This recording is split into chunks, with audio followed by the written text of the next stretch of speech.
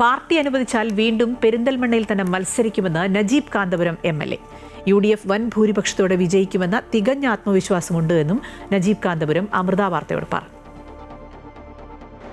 ഇടതുപക്ഷത്തിന് നിർണായക സ്വാധീനമുള്ള പെരിന്തൽമണ്ണയിൽ 2021 ഇഞ്ചോടിഞ്ച് പോരാട്ടത്തിനൊടുവിലാണ് നജീബ് കാന്തപുരം MLA ആയി തിരഞ്ഞെടുക്കപ്പെട്ടത്.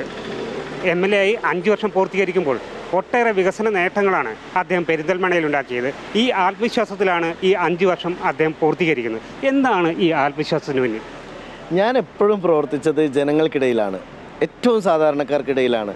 ഞാൻ ഈ കഴിഞ്ഞ 5 വർഷം എൻ്റെ വ്യക്തിപരമായ ഒരു കാര്യം പോലും ഞാൻ പ്രധാനമായി കാണാതെ ജനങ്ങൾക്ക് വേണ്ടി സംസാരിക്കുകയും ജനങ്ങൾക്ക് വേണ്ടി ഇടപെടുകയും ജനങ്ങൾക്ക് വേണ്ടി പ്രവർത്തിക്കുകയും ചെയ്തിട്ടുണ്ട്. ഞാൻ എൻ്റെ ഏറ്റവും വലിയ രാഷ്ട്രീയമായി കാണുന്നത്, നമുക്ക് ഏതെങ്കിലും തരത്തിൽ നമുക്കൊരു ഇമ്പാക്റ്റ് ഉണ്ടാക്കാൻ കഴിയണം. നമ്മൾ ജീവിച്ച കാലം, നമ്മൾ ജോലി ചെയ്ത കാലം, നമ്മൾ ജനപ്രതിനിധിയായിരുന്ന കാലം, ആ കാലം നമ്മൾ പ്രവർത്തിച്ച സ്ഥലത്തൊരു ഇമ്പാക്റ്റ് ഉണ്ടാക്കണം. ആ ഇമ്പാക്റ്റ് ബിൽഡിംഗ് 100% വിജയിപ്പിച്ചെടുക്കാൻ പെരിന്തൽമണ്ണയിൽ സാധിച്ചിട്ടുണ്ട്. അത് പെരിന്തൽമണ്ണയുടെ ജനങ്ങളുടെ ഗുണം കൂടിയാണ്. കാരണം അങ്ങനെ ഞാൻ മുന്നോട്ട് വെച്ച ആശയങ്ങൾക്ക് അവിടെ ലഭിച്ച വർദ്ധിച്ച സ്വീകാര്യത, അതുപോലെ തന്നെ ഇപ്പോൾ വികസന പ്രവർത്തനങ്ങളുടെ കാര്യങ്ങളിൽ അവിടുത്തെ പ്രധാന റോഡുകൾ മുഴുവനും നമ്മൾ ടാറിങ് പൂർത്തിയാക്കി, പ്രവർത്തനങ്ങൾ പൂർത്തിയാക്കി. അവിടെ ഒരു മികച്ച വില്ലേജ് ഓഫീസ് വരാൻ പോകുന്നു. ഒരുപാട് പ്രവർത്തനങ്ങൾ നമ്മൾ വ്യാപൃതരായിട്ടുണ്ട്. ഇനിയൊരു കാര്യം എനിക്ക് പറയാനുള്ളത്, രാഷ്ട്രീയമായിട്ട് തന്നെ നമുക്ക് സംസാരിക്കുമ്പോൾ കേരളത്തിലെ ഇടതുപക്ഷ മനസ്സെന്ന് പറയുന്നത് ഇപ്പോൾ CPMന് നഷ്ടപ്പെട്ടിരിക്കുന്നു. അവർ പൂർണ്ണമായും ഒരു മുതലാളിത്ത രാഷ്ട്രീയത്തിലേക്കും അവർ പൂർണ്ണമായിട്ടും ഒരു ജനവിരുദ്ധ രാഷ്ട്രീയത്തിലേക്കും അവരവരുടെ മാത്രം താല്പര്യത്തിലേക്കും മാറുമ്പോൾ ഞങ്ങളാണ് ആ വാക്കം ഫില്ല് ചെയ്തുകൊണ്ട് സാധാരണ ജനങ്ങളുടെ ഹൃദയത്തിനൊത്ത് പ്രവർത്തിക്കുന്നത്. അപ്പം അതുകൊണ്ട് ഈ കേരളമാകെ ആഞ്ഞടിക്കുന്ന ഒരു അലയൊലിയുണ്ട്. അത് UDFൻ്റെ തരംഗമാണ്. ആ തരംഗം തീർച്ചയായിട്ടും പെരിന്തൽമണ്ണ ഉൾപ്പെടെയുള്ള നിയോജക മണ്ഡലത്തിൽ വലിയ റിസൾട്ട് ഉണ്ടാക്കുമെന്ന കാര്യത്തിൽ സംശയമില്ല. എന്താണ് അവിടെ ഉണ്ടായ ഏറ്റവും പ്രധാനപ്പെട്ട വികസന നേട്ടം? ഇപ്പോൾ 2 കാര്യങ്ങൾ നമുക്ക് പറയാം. ഒന്ന്, പശ്ചാത്തല മേഖലയിൽ. ഇപ്പോൾ പശ്ചാത്തല മേഖലയിലെ ഏറ്റവും പ്രധാനപ്പെട്ട നേട്ടം എന്ന് പറയുന്നത്, ഒന്ന് തൂത വെട്ടത്തൂർ റോഡ്, 17 കിലോമീറ്റർ വരുന്ന തൂത വെട്ടത്തൂർ റോഡ് പൂർണ്ണമായും BM&BC ചെയ്ത് നമ്മളത് ഗതാഗത യോഗ്യമാക്കി.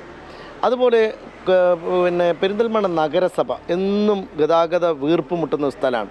അതിൻ്റെ ഒരു സൊല്യൂഷൻ എന്ന നിലയ്ക്ക് MLA ഫണ്ടിൽ നിന്ന് മാത്രം 3.25 കോടി രൂപ ചിലവഴിച്ചുകൊണ്ട് ഒരു ബൈപ്പാസ് പുതുതായിട്ട് പിന്നെ ടൗൺ ഹാൾ കക്കൂത്ത് ബൈപ്പാസ് നമുക്ക് നിർമ്മിക്കാൻ കഴിഞ്ഞു. ഞാൻ MLA ആയി വരുന്ന സമയത്ത് ആദ്യത്തെ എൻ്റെ മുമ്പിലുണ്ടായിരുന്ന ഒരു പ്രതിസന്ധി ഇതേപോലെ മേലാറ്റൂരിലേക്കും അതുപോലെ പിന്നെ വണ്ടൂരിലേക്കൊക്കെ പോകുന്ന ചെമ്മാണിയോട് ബൈപ്പാസിൻ്റെ പ്രശ്നമായിരുന്നു. അന്ന് നടന്നു പോകാൻ പോലും പറ്റാത്ത ആ ബൈപ്പാസ് പൂർത്തിയാക്കാൻ സാധിച്ചിട്ടുണ്ട്. ഇതേപോലെ വളരെ പ്രധാനപ്പെട്ട ഒരു റോഡായിരുന്നു മണലായ മുതുകുറിശി റോഡ്. ആ റോഡ് പൂർത്തിയാക്കാൻ സാധിച്ചിട്ടുണ്ട്. അപ്പോൾ ഈ കഴിഞ്ഞ 5 വർഷക്കാലം പരിമിതമായ വിഭവങ്ങൾ തന്ന് ഞങ്ങളെ ഇടതുപക്ഷം വീർപ്പ് മുട്ടിച്ചപ്പോഴും ഞാൻ എൻ്റെ നാട്ടിലെ പരമാവധി വികസന പ്രവർത്തനങ്ങൾ നിർവഹിക്കുന്നതിൽ വിജയിച്ചിട്ടുണ്ട് എന്നാണ് എൻ്റെ ആത്മവിശ്വാസം. ബാക്കി വെച്ച കാര്യങ്ങൾ 5 വർഷം കൊണ്ട് പൂർത്തീകരിക്കില്ല, എന്തെങ്കിലും ടൈം ഉണ്ടെങ്കിൽ ചെയ്യാൻ പറ്റുമായിരുന്നു എന്നുള്ള അങ്ങനത്തെ എന്തെങ്കിലും കാര്യങ്ങളുണ്ട്? അല്ല, അതിലേറ്റവും കൂടുതൽ എൻ്റെ സ്വപ്നം എന്താ വെച്ചാൽ സദ്ഗ്രാമം എന്ന് പറയുന്ന പ്രോജക്റ്റാണ്. ഇപ്പോൾ നമുക്കറിയാം നമ്മുടെ നാട്ടിലെ SC വിഭാഗത്തിൻ്റെ ജീവിതം അത് വളരെ പാത്തറ്റിക്കാണ്. ഇപ്പോഴും അവരുടെ ജീവിത സാഹചര്യങ്ങൾ വളരെ വളരെ സങ്കീർണമായ സാഹചര്യത്തിലൂടെ പോവാണ്. ഞാൻ അവർക്ക് വേണ്ടി നടത്തിയ ഇടപെടലുകൾ എണ്ണമറ്റതാണ് നിയമസഭയിൽ. അതിൽ പ്രധാനപ്പെട്ട ഒരു കാര്യമായിരുന്നു കോളനി എന്ന പേര് മാറ്റണം എന്ന് ബഹുമാന്യനായ അന്നത്തെ മന്ത്രി K. രാധാകൃഷ്ണനോട് അഭ്യർത്ഥിക്കുകയും അത് നിയമസഭയിൽ കൊണ്ടുവരികയും ചെയ്തത്. അത് അദ്ദേഹം അവസാനം രാജിവെച്ച് പോകുമ്പോൾ ഒപ്പുവെച്ച ഫയൽ അതായിരുന്നു. ഇന്ന് ഞങ്ങൾ പെരിന്തൽമണ്ണയിൽ നടപ്പാക്കിക്കൊണ്ടിരിക്കുന്ന പ്രധാനപ്പെട്ട ഒരു പ്രൊജക്റ്റ് 358 കോളനികൾ എൻ്റെ നിയോജകമണ്ഡലത്തിലുണ്ട്. അതെല്ലാം സദ്ഗ്രാമങ്ങളായി മാറുകയാണ്. അവിടെ 30 ദിവസം നമ്മുടെ കാലിക്കറ്റ് യൂണിവേഴ്സിറ്റിയിലെ സ്റ്റുഡൻസിനെ PGക്ക് പഠിക്കുന്ന വിദ്യാർത്ഥികളെ വെച്ച് സർവേ ചെയ്ത് ഞങ്ങളുണ്ടാക്കിയ ഒരു കൃത്യമായിട്ടുള്ള റോഡ് മാപ്പുണ്ട്. അടുത്ത ഒരു 5 വർഷക്കാലം കൂടി MLA ആയി തുടരുകയാണെങ്കിൽ കേരളത്തിന് ഒരു ഷോക്കേസ് ചെയ്യാവുന്ന മോഡലായി നമുക്ക് കോളനികളെ മാറ്റുന്ന ഒരു യത്നം പൂർത്തിയാക്കണമെന്നതാണ് എൻ്റെ ഒരു പ്രധാനപ്പെട്ട ആഗ്രഹം. തെരഞ്ഞെടുപ്പ് എന്ന് പറയുന്നത് വെറും വികസനം മാത്രമല്ല, ഒപ്പം രാഷ്ട്രീയം കൂടിയാണ്. എന്താണ് പെരിന്തൽമണ്ണയിലെ രാഷ്ട്രീയ കാലാവസ്ഥ? ഞാൻ പറഞ്ഞല്ലോ, ഞാൻ ഞങ്ങളൊക്കെ ഇടതുപക്ഷ മനസ്സോടെ പ്രവർത്തിക്കുന്നവരാണ്. എന്ന് പറഞ്ഞാൽ യഥാർത്ഥ ഇടതുപക്ഷം എന്ന് പറയുന്നത് മനുഷ്യപക്ഷമാണ്.